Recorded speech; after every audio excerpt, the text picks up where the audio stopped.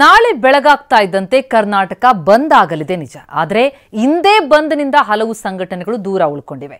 ನೈತಿಕ ಬೆಂಬಲವನ್ನ ವ್ಯಕ್ತಪಡಿಸಿ ಹಲವರು ಕೈ ತೊಳ್ಕೊಂಡಿದ್ರೆ ಕರವೇ ಸಂಘಟನೆ ಬಂದ್ಗೆ ಬೆಂಬಲ ಇಲ್ಲ ಅಂತ ಹೇಳಿದೆ.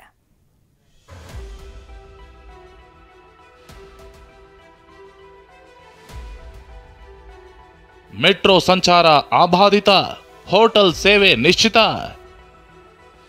ಎಂದಿನಂತೆ ಶಾಲೆಗಳು ಓಪನ್, ವಿದ್ಯಾರ್ಥಿಗಳಿಗೆ ಟೆನ್ಷನ್.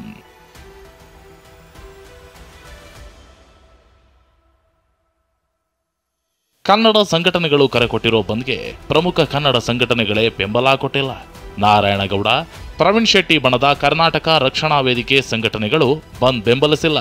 ಅಷ್ಟೇ ಅಲ್ಲ, ಪರೀಕ್ಷೆಗಳು ಇರೋದ್ರಿಂದ ಸ್ಕೂಲ್ ಬಸ್ಗಳು ಎಂದಿನಂತೆ ಓಡಾಡಲಿವೆ, ಶಾಲೆಗೆ ರಜೆ ಇಲ್ಲ ಅಂತ ಶಿಕ್ಷಣ ಸಚಿವರೇ ಹೇಳಿದ್ದಾರೆ. ಬಂದ್ ವಿಚಾರ ಅದು ಮೈನ್ ಬೋರ್ಡ್ ಎಕ್ಸಾಮ್ ಅಲ್ಲ ಅಂದ್ರೂ ಕೂಡ ಎಕ್ಸಾಮೇ ಶಾಲೆ ರಜಾ ಕೊಡೋದಕ್ಕೆ ಬರೋದಿಲ್ಲ. ಆಸ್ ಇಟ್ ಇಸ್ ಎಕ್ಸಾಮು ಕೂಡ ನಡೆಸಬೇಕಾಗುತ್ತೆ. ಬಟ್ ಟ್ರಾನ್ಸ್ಪೋರ್ಟೇಷನ್ ಪ್ರಾಬ್ಲಮ್ ಆದಾಗ ಆಕ್ಚುಲಿ ಪ್ರಾಕ್ಟಿಕಲ್ ಪ್ರಾಬ್ಲಮ್ ಆಗುತ್ತೆ. ಇನ್ನು ಬೆಂಗಳೂರಿನ ಹೋಟೆಲ್ ಮಾಲೀಕರು ನೈತಿಕ ಬೆಂಬಲ ನೀಡಿದರೆ ಥಿಯೇಟರ್ನವರು ಬೆಳಗಿನ ಶೋ ಮಾತ್ರ ಇರಲ್ಲ ಎಂದಿದ್ದಾರೆ. ಇನ್ನು ಮಾಲ್ಗಳು ಎಂದಿನಂತೆ ಬಾಗಿಲು ತೆರೆಯಲಿವೆ. ಹಾಗಾದ್ರೆ ನಾಳೆ ಬೆಂಗಳೂರಿನಲ್ಲಿ ಯಾವೆಲ್ಲ ಸೌಲಭ್ಯಗಳು ಇರಲಿವೆ ಅನ್ನೋದನ್ನ ನೋಡಿದ್ರೆ, ರೈಲು, ವಿಮಾನಗಳ ಸಂಚಾರ, ಮೆಟ್ರೋ ಸೇವೆ ನಾಳೆ ಎಂದಿನಂತೆ ಇರಲಿದೆ. ಅಗತ್ಯ ವಸ್ತುಗಳಾದ ಹಾಲು, ತರಕಾರಿ, ಹಣ್ಣಿಗೂ ಯಾವುದೇ ಅಡ್ಡಿ ಇರೋದಿಲ್ಲ. ಇನ್ನು ಪೆಟ್ರೋಲ್ ಬಂಕ್ ಕೂಡ ಓಪನ್ ಇರಲಿವೆ. ಆಸ್ಪತ್ರೆ, ಔಷಧ, ಹೋಟೆಲ್ ಕೂಡ ತೆರೆದಿರ್ತವೆ.